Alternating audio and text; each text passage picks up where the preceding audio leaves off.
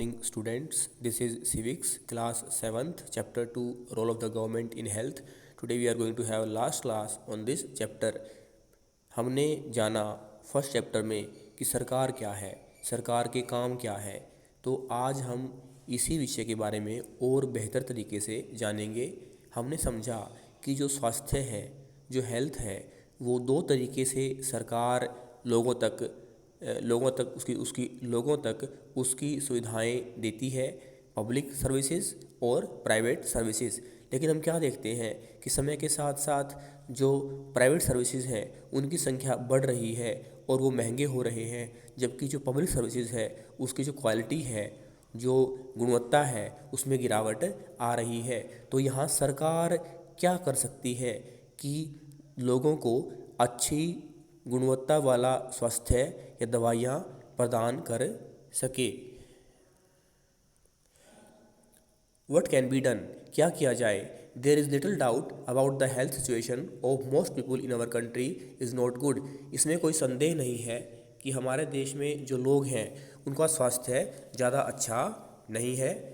It is the responsibility of the government to provide quality health care services to all citizens. तो जो सरकार है उसकी जिम्मेदारी बनती है कि लोगों को अच्छी स्वास्थ्य सेवाएं प्रदान करें, especially the poor and the disadvantaged. However, health is as much dependent on basic amenities and social conditions of the people as it is on healthcare services. Hence, it is important to work on both in order to improve health situation of our people. And this can be done. तो हमें यहाँ समझना है कि किस तरह से जो सरकार है वो लोगों को अच्छा स्वास्थ्य प्रदान कर सकती है, अच्छा स्वास्थ्य प्रदान करने में योगदान दे सकती है। इसके लिए सरकार को न केवल अच्छे हॉस्पिटल बनाने होंगे और अच्छी स्वास्थ्य सेवाएं देनी होंगी, बल्कि इसके अलावा सरकार को लोगों को साफ़ पीने का पानी, रहने के लिए अच्छा पर्यावरण भी देना होगा और लोगों को शिक्षा भी प्रदान करनी होगी ताकि लोग जागरूक हों और कम से कम बीमार हों।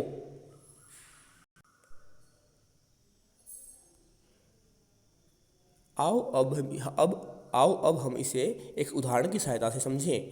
जो केरल है वो भारत का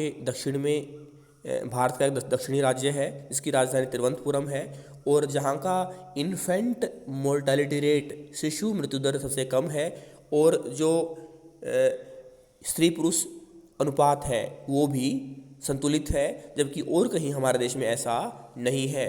तो केरल में ऐसा क्या किया गया कि वहाँ पर लोगों का स्वास्थ्य अच्छा है, लोग शिक्षित हैं, ऐसा क्या किया गया? In 1996 the Kerala government made some major changes in the state. 1996 में केरल की सरकार ने कुछ महत्वपूर्ण कदम उठाए।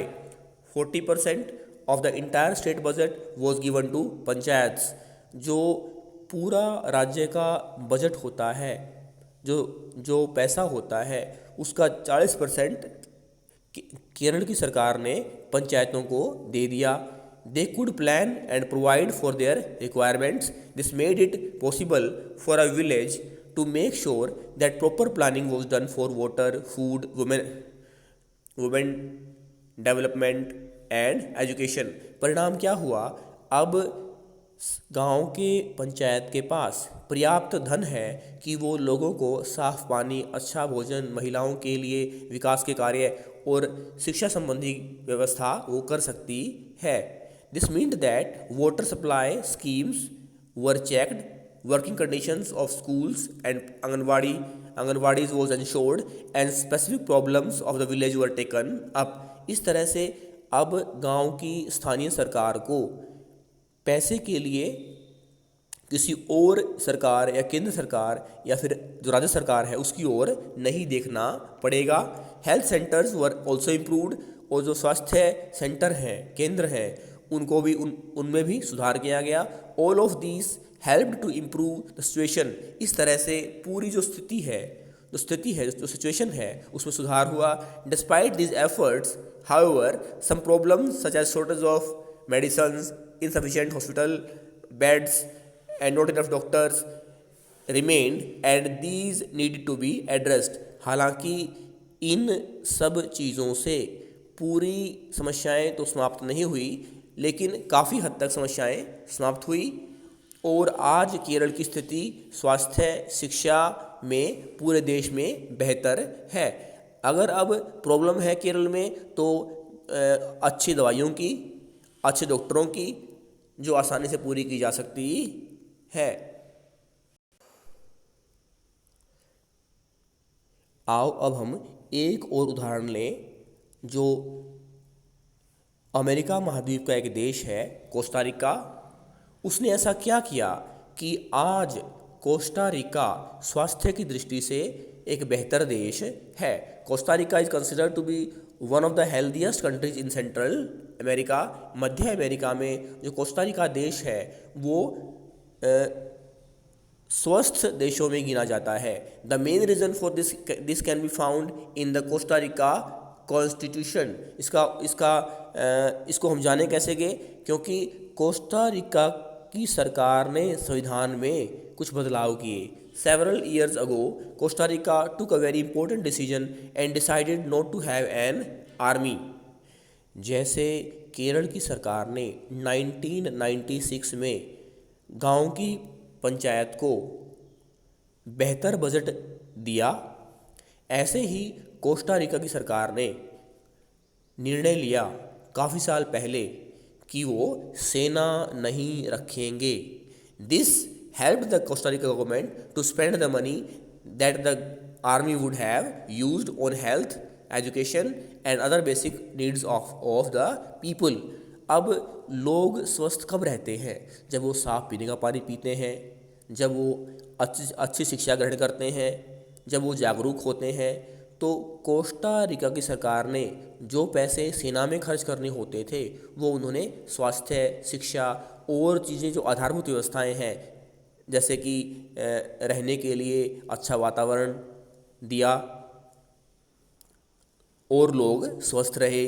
The Costa Rican government believes that a country has to be healthy for its development and pays a lot of attention to the health of the people.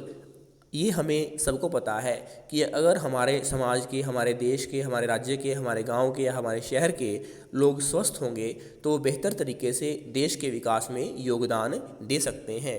The Costa Rican government provides basic services and amenities to all Costa Ricans। For example, it provides safe drinking water, sanitation, nutrition, housing, health education is also considered an important, and knowledge about health is an important part of education at all levels। इस तरह से Costa Rica की सरकार ने लोगों पर साफ़ पीने के पानी उपलब्ध करवाने में, साफ़ सफाई की व्यवस्था करने में और लोगों को अच्छा भोजन देने में, लोगों को अच्छे मकान, अच्छा वातावरण देने में और अच्छी स्वास्थ्य संबंधी शिक्षा देने में पैसा खर्च किया और अब उनकी स्थिति बेहतर है।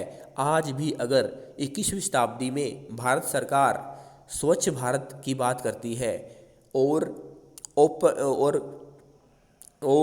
ये जागरूकता फैलाती है कि हम गंदगी नहीं फैलाएंगे, हम हर घर में शौचालय बनाएंगे और वहीं रिलैक्स होंगे और इस तरह से साफ़ सफाई रखेंगे, तो ये कदम भी उसी दिशा में कहा जा सकता है। थैंक्स।